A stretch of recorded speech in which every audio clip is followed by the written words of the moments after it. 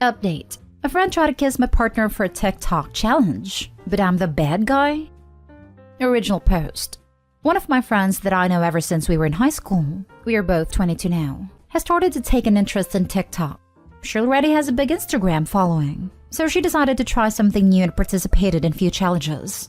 Our friend group was supportive of her decision, even though the opinions on TikTok as a whole vary from person to person, from liking the app through being indifferent to disliking it with passion. Well, now I think my friend has crossed a line that I'm not sure I can forgive. But just like the opinions on the app are different among our friend group, some of the girls are saying that she just participated in a challenge and I should chill out. This TikTok friend decided to kiss my boyfriend on camera as a kiss my friend and see the reaction challenge. She was always pretty close to my boyfriend, which I didn't mind since she's my friend and I trust my boyfriend to not get shady with my friends. My partner told me about what she tried to do right away. He literally sprinted out of her house and called me. He didn't know that it was for a challenge, but even when he learned about it from her because she was calling us both to clear up the misunderstanding, he wasn't happy about that and I don't blame him. I wasn't either.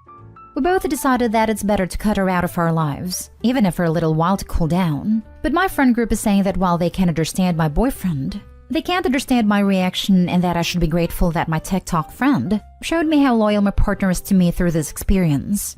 They have been making me out to be the bad guy for the past few days because I'm abandoning them and breaking girls' code for a guy. I don't know. I feel like I didn't need her to test my boyfriend first of all. Second of all, as a friend, she just shouldn't throw herself at my partner. And third of all, she shouldn't throw herself at anyone that she knows has a significant other. That's just scum in my book. But apparently, I'm in the minority with my opinion. I know my boundaries, so I guess I just turned here for some kind of confirmation.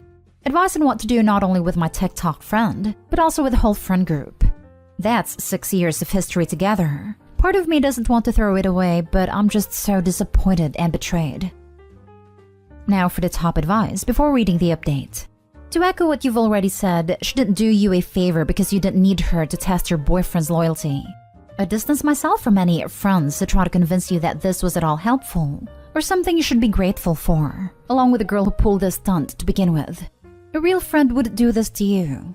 And it's funny how they bring up testing his loyalty while she was the one actually betraying your trust. It is too. You're 1000% justified in removing this person from your life. You're not the bad guy here. She put internet clout before your friendship. This. Also, I find it shady that she picked Opie's boyfriend of all people. Surely she has single friends she could have tried to kiss instead? Why did she go for the obviously taken one? Disrespectful and weird. Some people only want the unreachable, forbidden, taken, because it's too easy to get the obvious choices. I didn't realize girl code allowed a girl to kiss her friend's taken man for views? Likes? Whatever they have on TikTok. You are in no way the bad guy. Forget about girl code.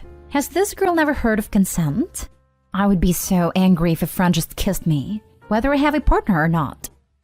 Years ago, I had a crush on a friend. We were pretty flirty and we had a moment. I asked if I could kiss her and she laughed but said yes.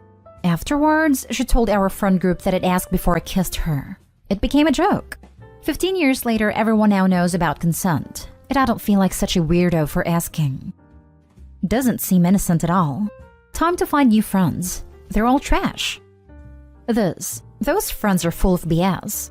To me, the point of that meme is meant to be that someone kisses their friend, and half the time the friend is into them and kisses them back. It's not at all innocent to do it to someone in a relationship. That's messed up. To be honest, in my opinion, it's kind of assaulty to do it to anyone without warning them. Though a lot of people recognize the music and know it's coming. And now for the update. First of all, I want to say that I'm really thankful for all the comments I received under my previous post. I was kind of scared of the reaction I would get from here, thinking most people would agree with my friends on this matter. I guess they really got to my head a little. That's the only support that I've had aside from my boyfriend. I've read through all of the comments and messages I've gotten, which helped me a lot with understanding what I need to do. Before dropping the news to my former friend group about me wanting to go no contact with them, I decided to talk with my boyfriend once again. A lot of you pointed out, rightfully, that my TikTok friend literally assaulted him. I told my partner about my decision of cutting off the TikTok friend and anyone that's defending her, and assured him that I will stand by him when he decides what he personally wants to do with her. I showed him the post I've made because I wasn't sure if he even realized that he was a victim of sexual impropriety, since my country is still stuck in this backward thinking that men can't be taken advantage of. My partner told me that he needs some time to think about the steps he would like to take against my ex-friend. But first of all, he wants to make sure that she's not going to post the video that she took of them on her TikTok. Now to the fun part.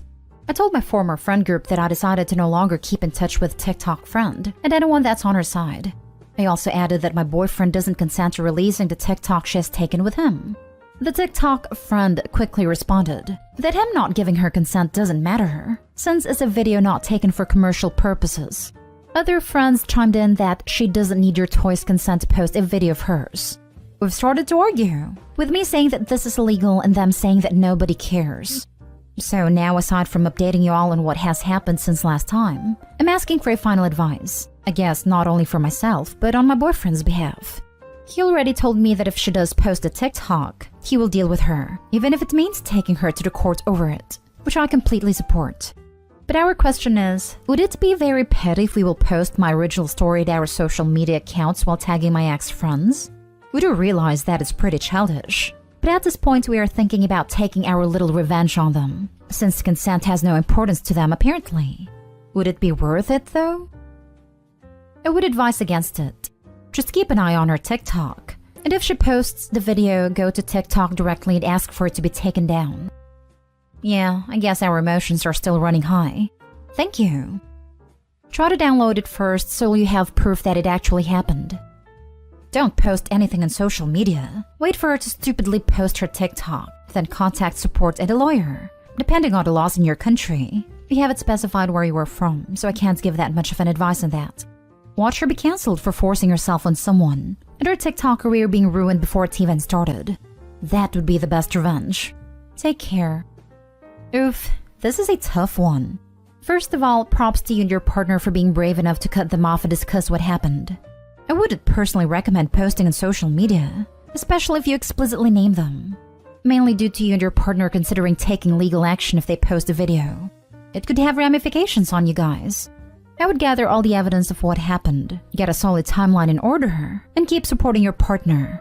Good luck to you both.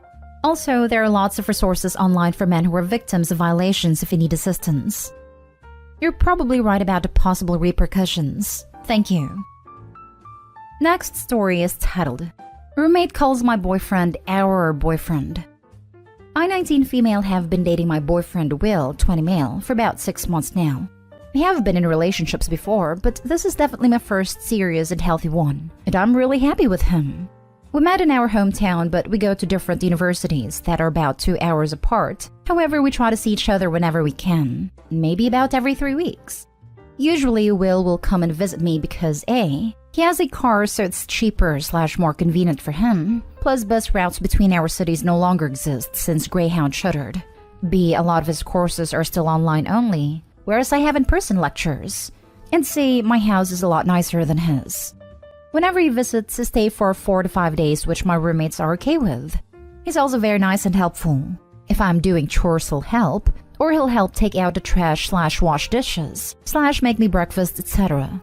One of my roommates, Cass, 19 female, was dumped near the end of September, and since then I felt like she has been weird with Will. A few examples. 1. Sometimes he'll cook for me if I'm busy at school or working late at the lab, and oftentimes he'll make enough for my roommates too. Almost every time this happens, Cass makes comments about how he's so sweet and that she wishes she had someone like him, and how her ex could never. Will and I usually reassure her and say she'll definitely find someone who'll treat her right, but she just looks at him expectantly. Expecting what? I don't know. 2. When it helps with manly stuff like taking out the trash, installing a hook in my room, moving heavy things, she always makes sure to linger around and comment about how strong he is, and how I'm lucky to have such a fit partner. 3. Whenever he visits, we literally can't avoid her. If we go out, Cass will ask to come with. My roommates and I use an app that tracks our location for safety reasons. And when I go out with Will and don't tell her, she'll usually text me asking me what I'm doing, what my plans are, if I want to hang out, etc. I try to stay in my room, but if Will goes into the kitchen or something, Cass will always happen to wander in. We have to lock my bedroom door when we sleep to make sure she doesn't come in. 4. I'm not much of a drinker, but after our midterms, Cass wanted to have a little thing with just the roommates. It was fun. We drank a little and watched movies. I'm pretty lightweight, so I got sloshed pretty fast, and at some point I was calling Will. And when Cass found out I was calling him, he was like, "Is that Will?" and kept ripping the phone from my hands very aggressively. She's a lot stronger than I am. And really loudly started talking about her intimate life and asking him about his, saying things like, "Make sure you hit it deep." This is pretty in character for Cass, who claims to enjoy making people uncomfortable and makes these kinds of comments for shock value. But I felt like she should have turned it off around my boyfriend. She was only tipsy at this point, not really drunk. Overall, anytime is nice to her. She'll say things like, "Haha, it's almost like you're my boyfriend." And whenever she refers to him around me, she'll call him our boyfriend as a joke. But I still feel weird about it. Will finds this all very uncomfortable and tries his best to avoid Cass as best as he can, or shut her down when she makes those comments. I'm not sure if I should bring it up with her, because on one hand I'm very uncomfortable, but on the other hand I feel like she'll just deny everything, or say it's all for jokes and maybe get hostile with me. Any advice appreciated. Yeah, you're gonna have to have a serious talk to her about those boundaries. Won't be easy, and she probably wouldn't take it well. But other than that, all you can do is find a new place, sadly. Yeah, I think I'll have to. I have some issues with confrontation, and Cass is very confrontational and aggressive, so I've been putting it off. But enough is enough. The trick with confrontation is first, to not think about it as something you're good or bad at it. It's a conversation, and if it doesn't go well, it's not indicative of you being bad at something. Second, remember that you are going to have a lot more difficult conversations in your life than this. Rip that band-aid off and talk to her. Third, if she starts getting emotional or aggressive, try to continue talking to her like she's being reasonable. Energy matches energy. If you meet her at her level, it can dissolve into an unproductive screaming match. I learned this trick with my mom. Whenever I feel like she's being mean and ridiculous, I kind of smile and say, "Okay, I'll think about what you said." Obviously I won't. Lol. It's very hard for someone to continue the energy of yelling and getting emotional when the recipient isn't feeding it. Fourth, uncomfortable messages can be delivered in a kind tone. Fifth, next time she tries to crash your date night, just say that, "Sorry, it's a date night." So excited. Catch you later. Again, treat the situation as if she's being reasonable, and don't engage/feed into her madness. I don't know if approaching this head-on with someone who seems to be teetering on the edge of logical thought is the best approach, and instead I'd probably employ what my therapist calls the broken record method. Next time she asks to come out with you, for example, say something along the lines of what someone else commented of, "No, this is our time and we are long distance, so I'm cherishing the time I get with my boyfriend alone. If you would like to spend time with me later, like after he leaves town, I'd love to do that with you."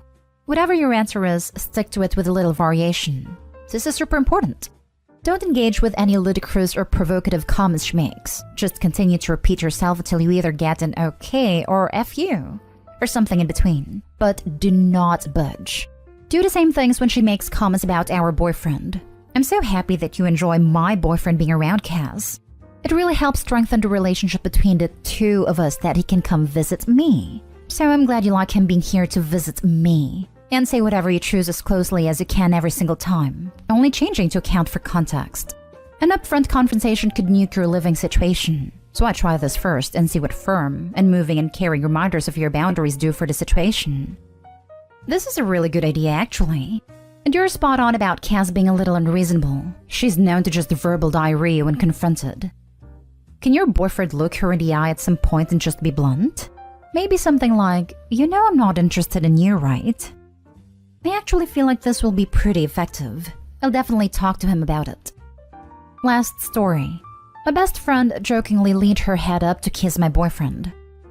I, 23 female, have been with my boyfriend, 36 male, for a little over a year. I moved in with him a couple months ago. My best friend, 24 female, came over last weekend to hang out for a while.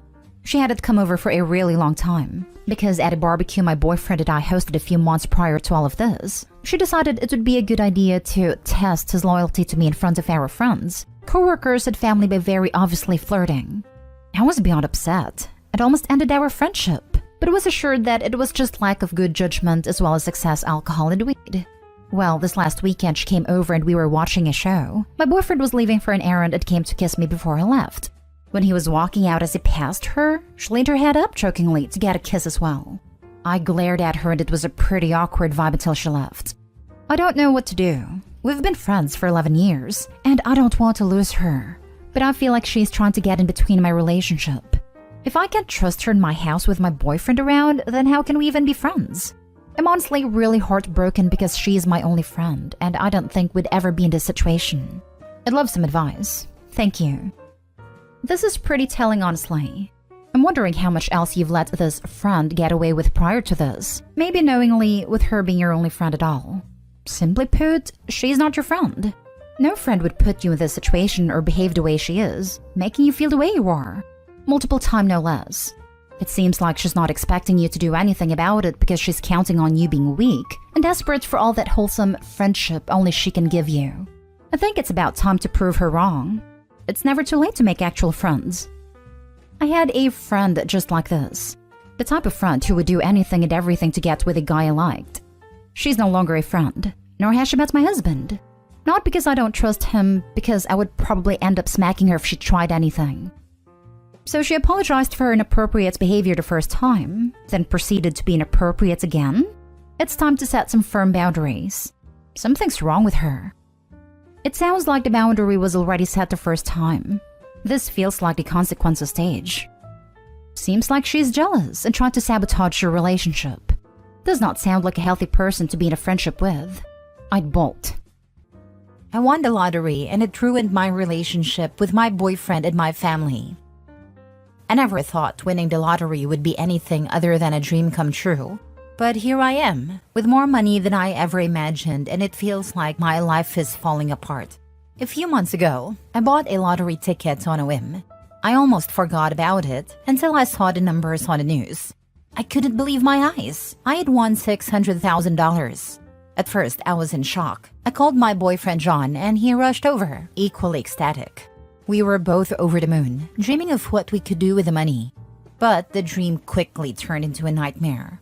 It started with John. He began making plans for the money without really consulting me. He wanted to quit his job immediately, buy a luxury car, and invest in risky ventures. When I suggested we take things slow and maybe talk to a financial advisor, he got defensive. He accused me of not trusting him and said I was trying to control everything. Then my family got involved. My parents, who I've always had a strained relationship with, suddenly wanted to reconnect. They started dropping hints about their financial struggles and how they could use some help. My sister has always been jealous of me, outright demanded a share, saying she deserved it for all the times she supported me.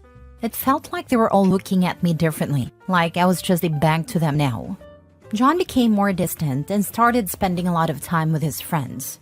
He'd come home late, smelling of alcohol, and would argue about his spending habits and his new friends who seemed to only care about our money. The final straw came when he suggested we invest a large sum into a business venture his friend was starting. I said no, wanting to be cautious, and he exploded. He accused me of being selfish and not believing in him. The argument was so intense that he stormed out and didn't come back for days. During that time, my family's demands became more aggressive. My parents hinted that they were entitled to the money because they raised me. My sister called me greedy and accused me of abandoning my family. I felt trapped and overwhelmed, unable to make anyone happy. When John finally returned, we had a long, painful conversation. I realized that our relationship had become toxic, revolving around money rather than love and mutual respect. We decided to break up. He moved out, taking some money with him as a parting gift, and I felt a mix of relief and sadness. Now I'm alone with my fortune, but I've never felt poorer. My family is barely speaking to me, and I've lost someone I thought I'd spend my life with. I've hired a financial advisor and a therapist to help me navigate this new reality, but the emotional toll is immense. Winning the lottery was supposed to be a blessing, but it turned into a curse. I wish I could go back to the way things were before, when life was simpler and relationships were genuine. I just needed to get this off my chest. Now for the top comments. You got the blessing of realizing who the people in your life truly were. $600,000 is not something to sneeze at, but after all the inflation, it's not the life-changing kind of money it used to be. I wouldn't even call it a fortune anymore. Pay off some debts, treat yourself to something that isn't going to continuously drain your money. Nice houses and cars do this, as do subscriptions, and invest in yourself. I literally said out loud, quitting your job for 600K that isn't even yours? When taxes will take a large chunk of that. Not smart. He's definitely be one of those guys who goes bankrupt 3 years later. 3 years? You're being generous. Yep, I knew a guy who won $311,000 on a scratcher. He got about 150K take home. He blew it all in 8 months and had nothing to show for it. Not even a reliable car. I told him not to tell anyone. Think he listened? Nope. Told all sorts of people, and just like I predicted, they all had their hands out. Money changes things, often in ways we don't expect. It's a tough lesson, but now you know who truly has your back. Focus on protecting your mental health and finding real connections that aren't driven by money. I mean, I'm not sure what to do with the money in the first place. I'd love to put it in an S&P 500 or something similar, but it seems quite high at the moment. I will never buy luxury/sports cars or anything, but I'm not sure what to do with it, since I think I could lose $600,000 as easily as I got it. The S&P 500 always seems high. You should put it in an S&P 500 fund and forget about it until you are retirement age. You will have tens of millions. Also, stop telling people how much money you have. I think it's a double win. You can tell your family to get lost and found out about your partner's true colors. I would be so happy. Take a trip to somewhere you always wish to go. Have fun. Enjoy your life as it is now. I mean, I guess that would be lovely. I'll ask some friends if they want to join me in my adventure. Thank you.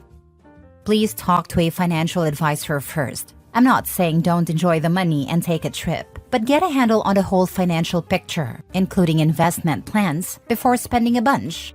Also, I'm guessing since you already gave your boyfriend a chunk of money, and considering his entitlement, I give it a very short amount of time before he is back saying he spent it all and you owe him. Please do not fall for that. If you think you can't help yourself, then get that money invested after talking to a financial advisor and tell him it is tied up, and Bank of Moose is forever close to him. Next story. I'm ruining the family vacation because my parents won't pay for me. I've been trying to help my mom over the past few months plan a family trip.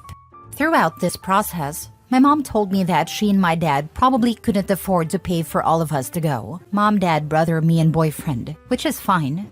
I told her she shouldn't be expected to do that since we're all adults with adult jobs and could pay for our flight and share of the lodging. Obviously, she was receptive to that. So fast forward to today, and we're about to book the flights and travel. So we're on the phone talking through how much everyone's flight was going to be. Since I hadn't talked to my brother personally, I asked if he was cool with how much the tickets were. Her demeanor immediately changed to nervous laughter, and she said that he didn't offer to pay, and so they were going to pay for him. And just because we offered doesn't mean he has to pay. For additional context, my brother is a civil engineering consultant, and he makes really good money. If I am being honest, I sort of suspected this, so I wasn't super surprised. However, I played it cool and said, "Oh, didn't realize he wasn't going to be paying for his portion." Predictably, my mom and dad launched into this defensive ramble. "Well, it's your fault you offered. We were going to pay for you until you offered." A lie. They also said I was acting entitled to their money, which is a recurring bit for them anytime money comes up. There's a lot of nuance to that, but suffice it is to say, they've always been very hard and financially strict on me, but very easy on and spoil the crap out of my brother. Anyway, they know this bit ticks me off, and they succeeded yet again. But this time, I just felt something snap in me. So I just told them if that's the way they feel about it, then maybe we should just call it off. And I don't want to be around people who think I'm just trying to mooch off them.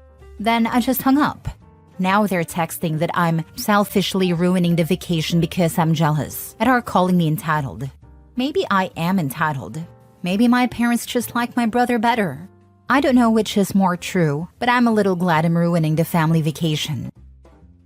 Let them go have their vacation. You and your boyfriend spend the money you would have and take a vacation you both will enjoy.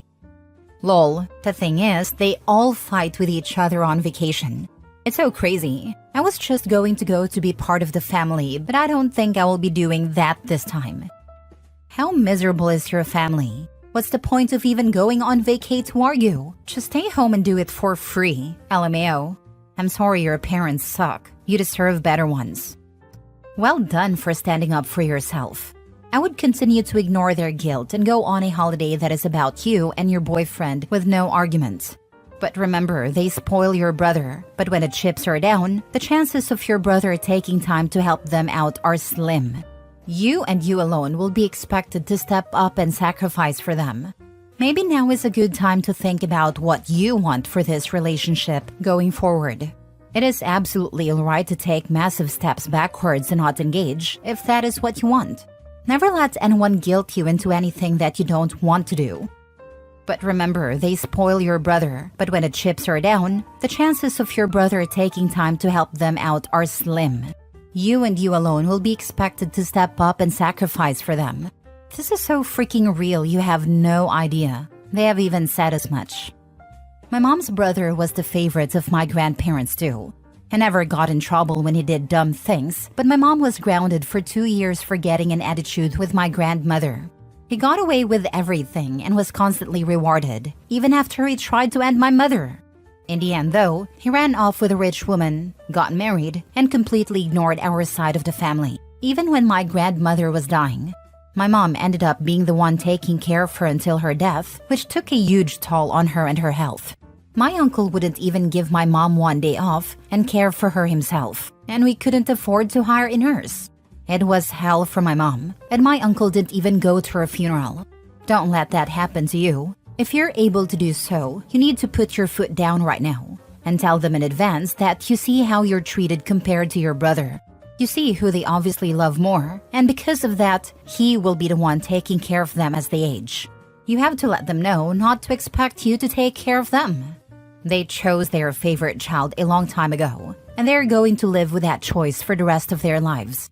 I see what this exact situation did to my mom after she was made to care for my grandparents until their death. She's still not okay, and it's been 8 years. Don't let that happen to you. Tell them now. Last story. Got kicked out and now my family wants me to come back. 21 male here. I got kicked out of my mother's house end of August and left on rather bad terms. I have not exchanged a single word with my mother since then. For context, I have a full-time job since graduating a few months ago. My mother is a single parent and I am an only child. So since I was 11, it's pretty much just been us two in the house, with grandparents visiting every now and then. Though not a psychologist, I'd say she is a textbook case of narcissistic personality disorder with some bipolar disorder thrown in the mix. Though good luck to anyone who tries to convince her to get clinically evaluated. Honestly, I can't even blame my father leaving her. I remember as a little kid always feeling sorry for him as she threw things at him and around the house, while screaming so hard she shook. I just wish I chose to leave with him. I didn't because he always worked overseas, and I was unfamiliar with him at the time of their divorce. Once he left, all of that became targeted at me. I'd frequently get kicked out of the house for a night at a time, and come back in the next day to her acting as if nothing ever happened, and things seemingly returning to normal. If I didn't leave, she'd try breaking down the door of whichever room I was in. There are barely any doors left in the house that don't have holes from her shoulders slamming into them. She got physical with me, shoving, hitting, brandishing knives, until I started fighting back once when I became physically strong enough. She'd do this all while screaming that I was a mistake. I was the reason for her cancer due to the stress I caused her, etc. After leaving for college and coming back, it all started over again. I put up with her abuse until one day I kind of just decided I'd had enough and packed all of my things and left. I have since cut contact with her, and my extended family have been telling me to move back in with her as she doesn't have anyone else. Damn if that's my problem. I told them they weren't there to see how she treated me. I told them that I would consider going back if she ever apologized, and I can rest easy knowing that's something she'll never do. For the first time other than leaving for college, I feel like so much weight has been freed up. I'm renting an apartment with a few close friends, and going out with them after work is quickly starting to become some of my favorite memories. My only regret is the effect this is having on my grandparents. They seem heartbroken that I've left, and the fact that their daughter is living alone. She can live in with your grandparents. They can take your place as they seem to be so okay with that life. Please let them know how happy you are for them bringing her back into their fold. The grandparents are also implying that the mother's happiness is more important than OP's, which it isn't. He doesn't have to sacrifice his happiness and well-being in order to make his mother and grandparents happy. What gets me is that she is really horrible to my grandparents as well. They don't speak English and often need help with running errands, and she always brushes them off and berates them for being useless when they visit. So they've been coming less and less. So I guess I resent them too, for knowing how she is and still wanting me to make up with her. Like, why do I have to be the one to reach out to her and make things right after she kicked me out? Kudos to you for pulling the trigger, man. These types of people need to hit rock bottom before pulling themselves up, and nothing can be solved until they realize what a horrible parent / partner / daughter they are. Thank you for your kind words. There's a reason she has not been able to find another partner for sure. She'll even get mad at whoever she's dating if they want to visit their kids from a previous marriage. I think I just finally realized that she needs me more than I need her, and I'm fine with letting her struggle on her own now. Their relationship from now on needs to be on your terms, and you're absolutely okay to keep that boundary, no matter who says what. Honestly, an apology isn't going to heal narcissism and BPD. I wouldn't suggest you return regardless. It's not a safe or healthy environment for you, especially since you're probably barely into your own healing journey. I think the fact you're considering going back with her if there's an apology is evidence you're absolutely not ready to re-engage in a relationship. This really sucks, man. I can only imagine how much it sucks. I wish you all the best with love, peace, and healing. Thank you for the advice and kind words.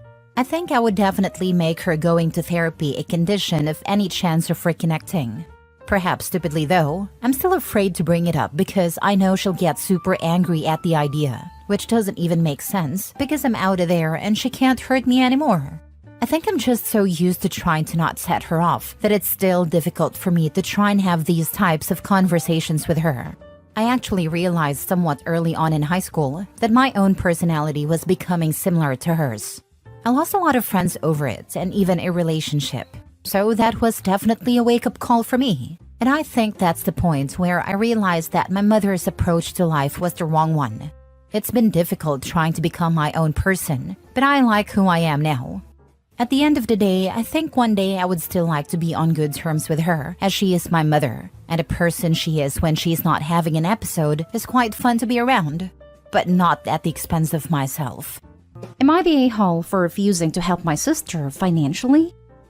Let me give you the relevant background. Me, 32, female, and my twin sister have a great uncle. He and his husband are child-free, and we are the only kids in the whole family. When we were in high school freshmen, he sat us down and told us that he would like to leave his practice, orthodontics, to us if we want to. I agreed and worked hard for it. My sister, on the other hand, always wanted to be a homemaker. Nothing wrong with that. When we were accepted to college, he paid for mine and gave an equal amount to her that she used on a big wedding and a grand honeymoon.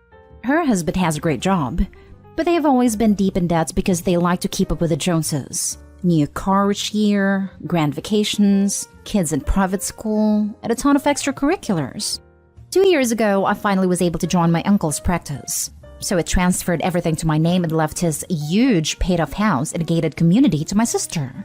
Then he and his husband moved to Florida to live the life.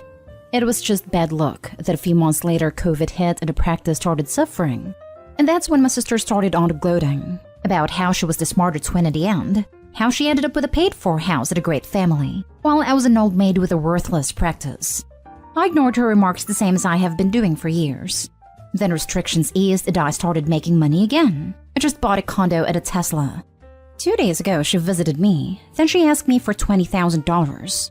Apparently, they took a mortgage on their house because her husband lost his job, and now they're behind on their house payments, car payments, and the kids' tuition. How sympathetic. Offered to help her budget. Said that if they gave back their cars, I could pay the difference and get them a used one. Also that I would get them current on essential bills and get them food, but that was that. She got angry. Said that I was a bad sister and that I was lording the fact that I was a successful doctor over her, that I wanted to see her brought low. I couldn't accept the disrespect in my own house. So I asked her to leave and to only contact me when she was ready to apologize and act rational about her situation. She called me a witch and left. Then she blocked me from everywhere and went whining to our parents. I still think that I'm in the right, but I don't want to see my nephews and niece become homeless. So am I the a-hole? Now for the top comments. Not the a-hole. You offered to help her get back on her feet. She didn't like the solution. The sister can't be in that dire of straits if she's keeping the kids in their fancy school and not getting rid of their flashy cars. My gut tells me if Opie gives sister the $20,000, it'll go to another car, or to a super fancy vacation or something. You handled that exactly the way I would have suggested. I think it was even too nice of you to offer to help her get back on her feet after how she has treated you during COVID. Not stay home. You offered a substantial amount of help already. It's not your fault she wouldn't take it and refuses to compromise on any of her luxuries to survive. Plus, the gloating she did over you for years, and now wanting $20,000 without even putting in any effort, makes her sound like an entitled brat. So I say don't give her a dime at this point. You offered to help, just not fund their extravagant lifestyle. Now she wants to get mad and call you names? Nope. They can sell the paid-off house and move somewhere cheaper. No, you didn't want to see her brought low. She did that to herself, with all the debts and keeping up with the Joneses nonsense. They can't sell the house. They took a mortgage on it, so it is no longer paid off. Yes, but surely it's not on the full value of the house. They can sell and pay off the mortgage and use anything that's left to help fund a smaller house. She's clearly not that smart if she has allowed herself to get into this situation. I wouldn't even dare suggest it. She would frame it as me wanting her to lose her side of the deal. Next story is titled, Am I the a-hole for telling my sister she needs to start being grateful for her healthy baby? My female 21 sister 25 just had her first baby a few months ago. He, James, was born completely healthy, got to go home the same day. She had a very easy pregnancy and delivery, said so herself, but for some reason is always freaking out thinking there's something wrong with her baby. About a week after James was born, my sister got a call from his pediatrician saying they needed to redo one of his newborn screenings because he was too close to the borderline. My sister started freaking out, crying, acting like this meant he was going to die even though he hadn't been diagnosed with anything, or even failed a test. They just needed to redo it to be safe. He passed the second time. Her next freak out came when he was about 7 weeks old. She started saying he hadn't smiled yet, and everyone she knew who had babies started smiling at 6 weeks and saying maybe this is an early sign he has autism.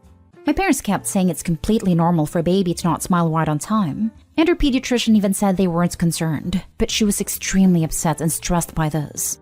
I asked her if she would love him any less if he had autism because that's how she was acting, and she looked disgusted and said, of course not, she just wants him to be okay.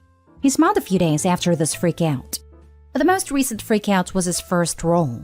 He rolled for the first time at 12 weeks, and that seems like something parents would be excited about. But nope, she was worried he rolled too early, and this could be a sign of cerebral palsy. I've read that early rolling can be an early sign, but 12 weeks is not considered early rolling. I was finally fed up with us, and told her she's so lucky to have such a healthy baby, and some people would do anything to be as lucky as her, and she needs to stop freaking out and be grateful. I told her it is starting to look like she wants there to be something wrong with him. She just said something like, okay, sorry, I won't talk about my health concerns anymore. It has been very distant since. I recently found out she made a new family group chat without me in it where she sends pictures and updates on him, and it's making me wonder if I went too far and hurt her feelings. Am I the a-hole? You're the a-hole. She's a new mother and it's showing. You, on the other hand, clearly have a problem if you can't tell why your words would hurt her. You were mean and nasty. I bet if the OP decides to have a child, she will be just as anxious. I imagine most new parents are like that, discussing worries with their family. Can confirm. I remember crying because my daughter had a hangnail the day I had to go back to work. She is understandably stressed about health scares, and most of these are legit health scares. The reasonable things to address overreaction would be to suggest that she seems really anxious, and maybe she should talk further with her pediatrician about when to be concerned or speak with a counselor. Not just tell her to be grateful when she's trying to sort out legit concerns from doctors providing the required standard of care. Most of these are legit health scares. Smiling a little later and rolling a little earlier than your friend's babies are not legit health scares. This is way beyond normal new parent anxiety in my view. I don't think sister is an a-hole, but she needs to get some help to manage this. Of course your sister is overreacting a little, but she's a first-time parent and is understandably anxious about making sure her child is healthy. And some of the things you mentioned are actually pretty big deals. I would be freaking out if I had to redo a screening like that. Your comment was just cold and unnecessary. And removing you from the loop about baby stuff is logical. You've made it clear you don't care about the details of what's happening with the baby, so why would she continue to copy you on her updates to the rest of the family? Little update. My sister has always been anxious. Has been in therapy since she was 14 and still is. Has also been on various meds. I guess I'm mostly just frustrated because she seems to have an ideal life and doesn't seem appreciative. She has an extremely supportive husband. They own a house. She gets to be a stay-at-home mom. Got pregnant her first try. But now after reading some of these replies, I realize I didn't really think about her hormones. And she's probably just wanting reassurance and someone to tell her everything be okay. I will apologize, but I'm gonna give it a bit so she can cool off. Next story. Am I the a-hole for reminding my half-sister of my existence? As context for this tale, you need to know that I come from a mid-sized town in the Bible Belt, and, well, things here work a little bit different. Like 1950s different. I, 17 female, am the bastard daughter of one of the town's big daddies, conceived in an affair he had with mom, while his wife was pregnant. This was scandalous when it became public. But Southern men are prideful, and while Daddy has never been too involved in my life, he gave me his last name and occasionally visits to see that I'm not becoming a lesbo-punk. His bounteous checks have kept me and my mom afloat all these years, so thank you, Papa. Who I have a problem with is my half-sister, remember pregnant wife, Miley May, 17 female. She hates me. She always has. At the moment she found out who I was, she hated me, and she has tried to bully me all our lives. I honestly don't care too much, but I can see where she's coming from, as rumor has it that the marriage between her mom and our dad never recovered after the affair, and she came into the world to a broken home. Right now, we try to keep our distances, and our school has been gentle enough to maintain us apart in every aspect they can. Now here comes the fun part.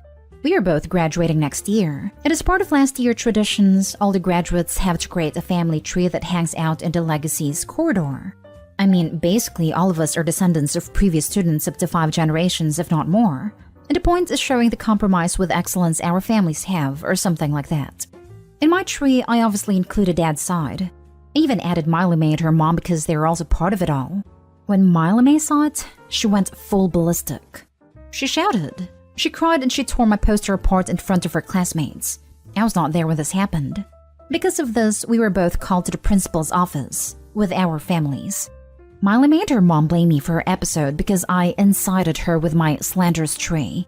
The principal just sat there, dumbfounded, and while he left Miley May without punishment this time, he said that I can put whoever I want in my tree, and that Miley May will be suspended if she destroys the new one I create. I know you will be wondering, OP, why in hell you think you are the a-hole in this situation? As we were leaving, my father came to me to ask me to not put him on my tree. He was not angry or mad. He just looked sad. I barely know this man, but I don't think I have ever seen a biggest expression of defeat and remorse in my whole life. He just said life is difficult enough as it is, and that I should not make it harder for him or Miley May, especially since I know how she is. Then he left. My intention was never to hurt my father or even Miley May, but now I feel like a total crap.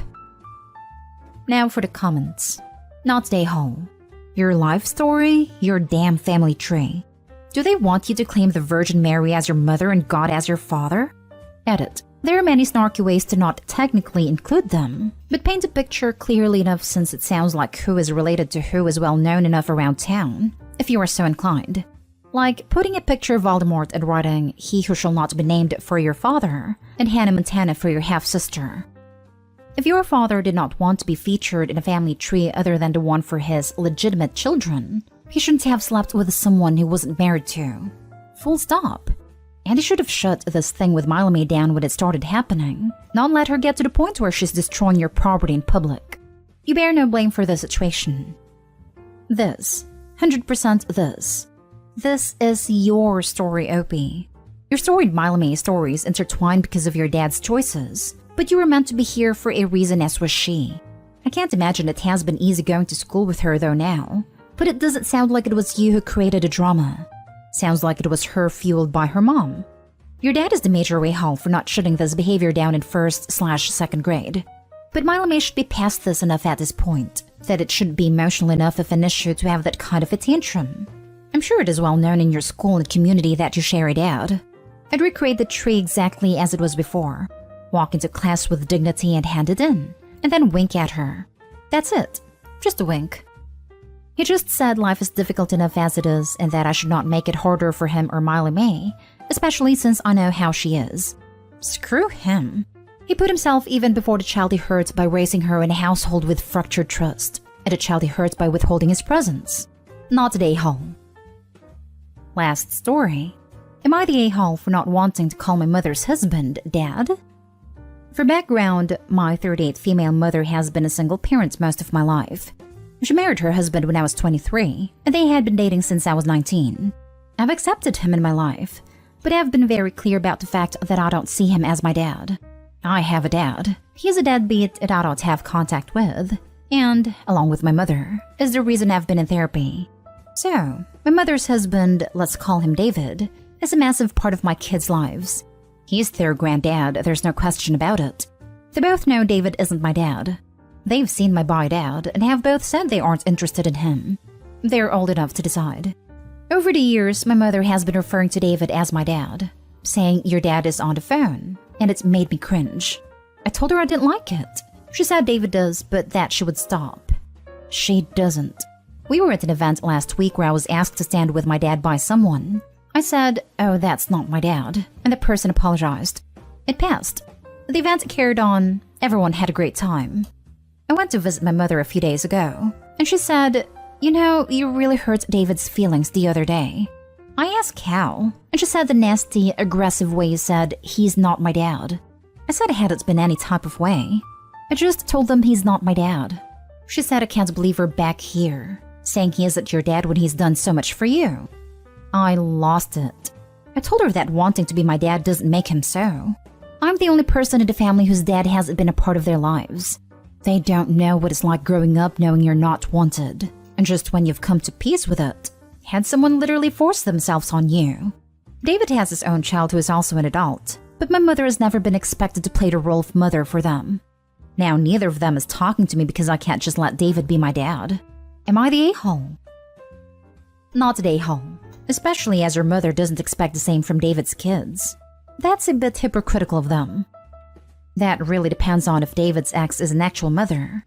I hope you should make it clear to them the title of dad isn't a compliment in your case. You're not my dad. You're my David. That's much better. He did raise you. You were an adult when you met him and you have a dad, and he needs to accept that. Why would you need to call him dad? A word that has a different significance to you. To show you care about him, your kid's acceptance of him should be clear that he's loved by you surely. Yeah, it's very weird to insist your adult child call your husband, who you married after the child was an adult, Dad. I hope you will never view him as anything but another adult, an equal. It's almost as if they don't respect Opie as an adult. My dad remarried someone a year older than me. I was in my late 20s when they first met. If that was ever suggested or proposed to me, I would have laughed in their face, and they know it. Especially considering I have an older brother and I'm not on speaking terms with my mother. Not stay home. It is one thing when you are a child and your mother's boyfriend takes a custodial role, is there making you dinner and listening to your problems. It is another thing altogether when you are an adult, and your mother thinks just because she is in a relationship, that you have to be in that relationship too. You know what? He isn't your dad. You have set a boundary and your mother is stomping it. David is stomping it.